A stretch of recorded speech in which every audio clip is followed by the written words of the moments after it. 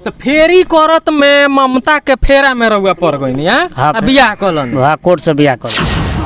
कितना दिन हो गए इनका गए 6 महीना हो गए। 6 महीना हो गए। हमार सुतल हो जी अंगना में तो पियो के गर्दन काट देले रहनी। गर्दन काट देले? हाँ जी। कहाँ जी? 8 गो टाका पड़ रहा है। अच्छा ये दिखाएं के कटले रहे देवर हमार नंद जी गिरी तब के काटते हैं तने हम जगनी माने जी मुर्गा जबे कोई जाला खोसी जबे कोई ओंगा काटत रहले मोह खाते दाब के खाते जाई के साथ मारो पीट गइल बने। हाँ जी वही के विषय में थोड़ा सा कटले बने जी। हाँ तो का केस कहले रहलिए जेल में गए रहनी हम। जेल में गई रहनी लव मैरिज रहे ना उ सब बारात गए रहे। हैं बारात गए रहे। वो बारात गए रहे वहां काहे छोड़ के भाग गए?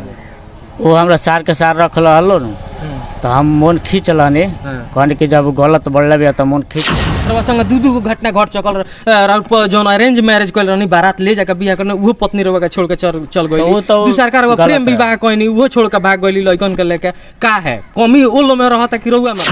ममता देवी ममता के ममता देखी निर्दयी हो गई बड़ी आ फरार बड़ी अपना प्रेमी के संगे आ यहाँ के कहता नहीं कि अभियो से अगर उआ जाइए तो यहाँ के निहोरा बा करबत बिनती बा कि अभियो से उआ जाइए तो हम राखे। हमारा नाम बा पंकज कुमार भारती और रउआ देखता नहीं GGN एक सच।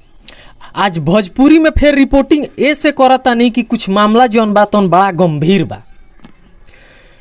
काल एगो मैटर आयल थावे थाना क्षेत्र के, हम थावे में बानी, गोपालगंज जिला के थावे में मौजूद बानी। हम एक आदमी बानी नंद कुमार गिरी जी, काशी स्वर्गीय काशीनाथ गिरी जी के पुत्र बानी वहाँ के, और पत्नी भाग गई बानी 6 महीना से वहाँ खोजता नहीं। FIR भी दर्ज करौला बानी। 2 गो लड़का बड़े से, एगो 3 साल के एगो 6 साल के।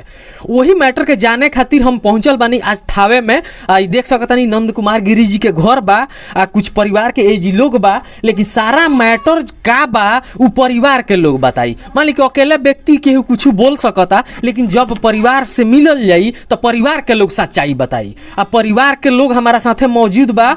यहाँ के नंद कुमार गिरी जी के भाभी बानी, भौजाई बानी, यहाँ के भतीजा बानी। का घटना घटल बा वहाँ के एगो विवाह के कहला बानी, लेकिन यहाँ घर आइला पर मालूम चल वहाँ के 2 गो बियाह भइल बा। 2 गो बियाह भइल बा। जी का नाम बा और? हमार निर्मला देवी नाम। रो भौजाई हैं वहाँ के? हाँ भौजाई हैं। वहाँ के एके गो शादी भइल बा ना 2 गो?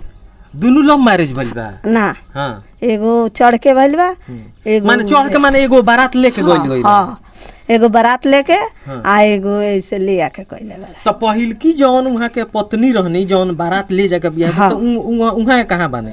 बाड़ी निमुइया एजिना रहिले वहाँ ना, तलाक दे देली जहन ना रहे ना, उनकर दूसरा शादी हो गइल। आ ओहू से ओहू देह से बाल बच्चा रहे? हाँ एगो लड़की बिया वहाँ के देह से एगो लड़की बिया। तभी दूसर की शादी वहाँ कब भइला? ई दूसर की शादी दोसर के लेके आई रहे, रखले रहे बाजार में। अच्छा वो आदमी इनका के सतलस माने उ जौन दूसर की पत्नी रहनी है यहाँ के? हाँ, उ बाजार पर थावे बाजार पर उ रहत रहल? हाँ अच्छा तो उ माने जाके लेके भाग के आई रहे तो होटल वाला रखले रहले। अच्छा मतीलाल। अच्छा तो मतीलाल इनका के सतले माने यहाँ के बियाह कल? हाँ अच्छा अभी लेके अइले ई जाके बहन के अपना बियाह कइले ले आके रखले रहले। 10-12 कोर्ट मैरिज कइले? Court marriage? हाँ साल भर लेके भागा रहले। आ साल भर के बाद अइले तो कोर्ट से बियाह कइले। कोर्ट से बियाह कइले? अच्छा 2 गो लड़का बड़ा सन देहिया से? दूसर की पत्नी से 2 गो, एगो लड़का एगो लड़की। वहाँ का नाम है दूसर की पत्नी के?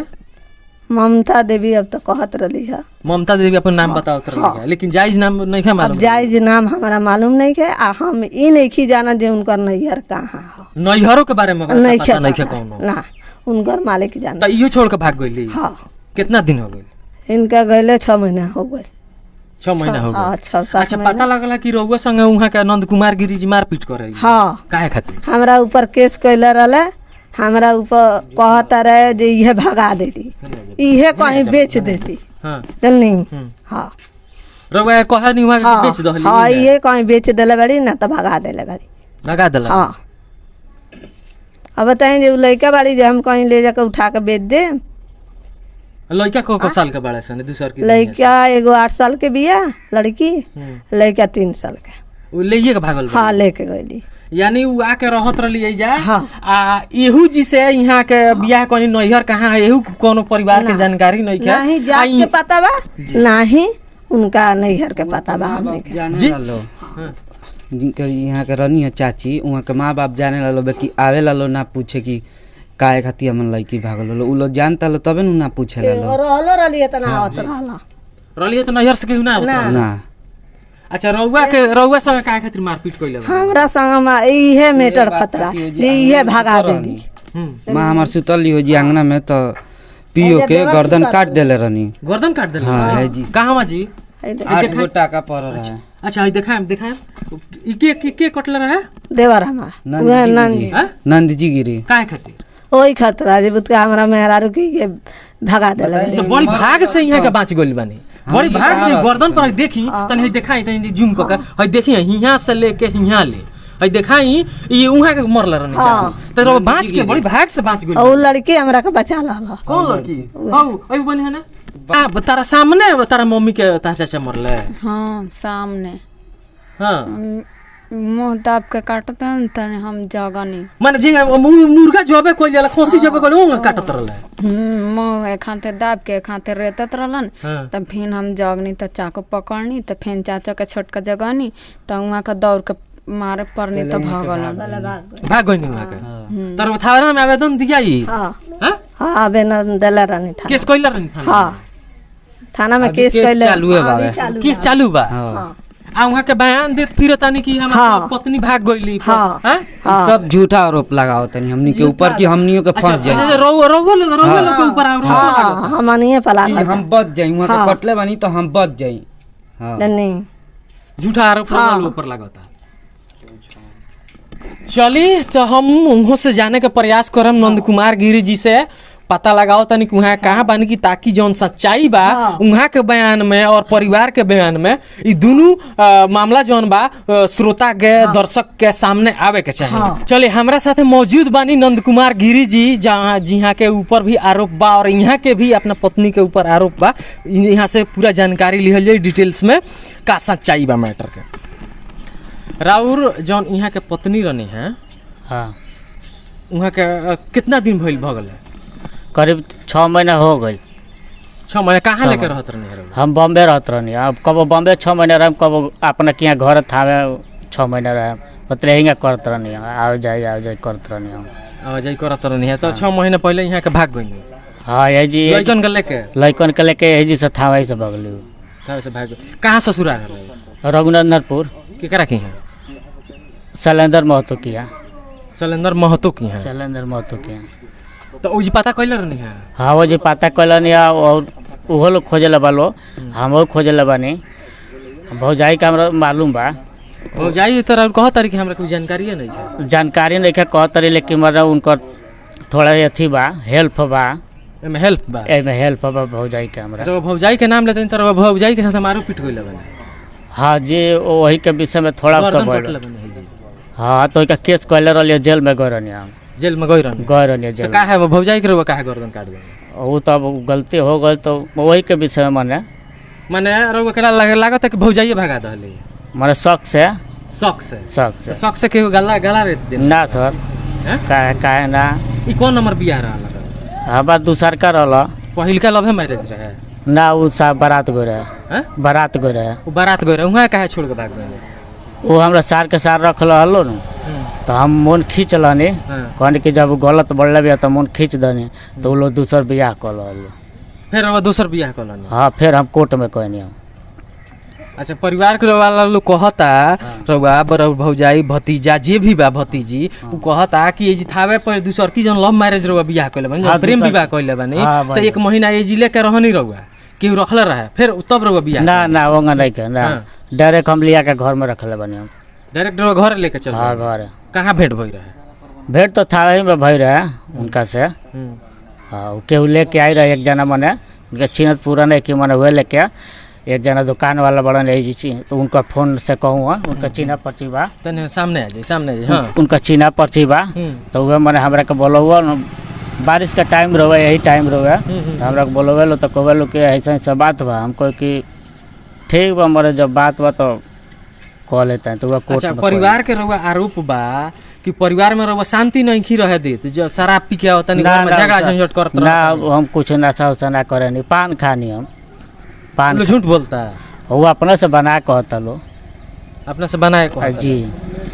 अच्छा पत्नी रउआ काहे भाग गइली है कुछ कारण बतौले रउआ में कुछ कमी देखला तब न भागल बाड़ी कमी मान ली का- कि एगो घटना का मानल जा सकता कि साँच रउआ साँच पर बानी रउआ संग दू गो घटना घट चकल रउआ जौन अरेंज मैरिज कइल रहनी बारात ले जाके बियाह करने उहो पत्नी रउआ के छोड़ के चल गइली वो तो दूसरा का रउआ गलत प्रेम है। विवाह कइनी उहो छोड़ के भाग गइली लइकन के लेके का है कमी ओलो में रहता कि रउआ में रहता ना कमी तो हमरा लागत नहीं कि खाना पीना सब चीज़ दी मतलब सूखी सब दी हम हाँ तो पहले रउआ में कमी नहीं है कौनो ना सर हमरा देखे से तो मन हम कमी नहीं खे कौन कमी ना करते रहनी हम। अब पत्नी के रउआ का नाम है ममता देवी। ममता ममता देखी उ निर्दयी हो गई बड़ी आ उ फरार बड़ी अपना प्रेमी के संगे आ यहाँ के कहता नहीं कि अभियो से अगर उआ जइहे तो यहाँ के निहोरा बा करबत बिनती बा कि अभियो से उआ जइहे तो हम राखेब ना जी जी। रउआ राखेब नु जी अगर उआ जा तारी वीडियो देखो तारी तो रउआ राख ले राख ले हाँ हैं हाँ तो वीडियो के शेयर कर लो ज्यादा से ज्यादा कि ताकि ममता देवी के लगे चल जाओ आई पति के करबत बिनती बानी होरा बा यहाँ खोज रहल बानी भटक रहल बानी ममता के तलाश में उ ममता अब मिल जास आ यहाँ के राखेब ना जी जी एकदम पक्का न हो हाँ राख ले परिवार में लड़ाई झगड़ा होई ना ना झगड़ा काय हैं? करम ना हमार परिवार हमार बच्चा परिवार के मोह बा हमरा ना के जौन दूसरका पत्नी रहनी हा और प्रेम कैसे भइल यहाँ के फेरी करत रहनी हा फेरी करत के दौरान रउआ से प्रेम भई रहे जी फेरी कौन चीज के करता फेरी करत रहनी है रउआ? गाड़ी छोड़ा किसमिस बेचत रहनी हाँ 8 साल पहले मैंने एबरा बंद हो गइल बा पहले चलत रहला तो फेरी करत में ममता के फेरा में रउआ पड़ गई हाँ, बियाह कलन वहाँ कोर्ट से बियाह कलन कोर्ट से बियाह कलन कोर्ट से आ कोर्ट से बियाह कइला के बाद रउआ साथे रहत रहनी है राखत रहनी है 8 साल रखल बनी 8 साल आ एबरा फेर यहाँ के ओही ममता के फेरा में पड़ गइल बनी चक्कर में पड़ गइल बनी आ ममता के जौन बाकी रउआ खोज रहल बनी खोजता नहीं 1.5 लाख रुपया लाग गइल बा खोजो 6 महीने से खोजता नहीं हम ममता के खोजे खातिर यहाँ के 1.5 लाख रुपया बताओ तनी खर्चा कर चुकल बनी और यहाँ के गड़ी छोहाड़ा फेरी क के बेचत रहनी यहाँ और फेरी करत के दौरान ही ममता से जौन बाकी यहाँ के मुलाकात भइल आ प्रेम विवाह कइनी रउआ जी जी बियाह कहनी कोर्ट से बियाह कोर्ट कइल अभी भाग गइली कोर्ट में के कागजों लेके चल गइल बा कोर्ट के कागजों लेके चल गइल बड़ी रउआ देख सकतानी कोर्ट के कागज भी उनका साथे बा ममता के साथे बा लेकिन सहयोग बा और सहयोग करी लोनी रउआ सब है कि यहाँ के जौन पत्नी बानी वहाँ के मिल जाई ना जी जी केहू हेल्प करी मिली तो मिलिए जाई केहू हेल्प करी तो मिलिए जाई बड़ा बड़ा आदमी साहब लोग बा यहाँ के देखी यहाँ के कैसन चेहरा हो गइल बा चेहरा यहाँ के सुख गइल बा पत्नी के याद में रउआ सबसे निहोरा बा कि वीडियो के ज़्यादा से ज़्यादा शेयर कर दी आ शेयर कर दी कि ताकि ममता जौन बाड़ी जौन अपना प्रेमी के संग फरार हो गइल बाड़ी उ मिल जास धन्यवाद।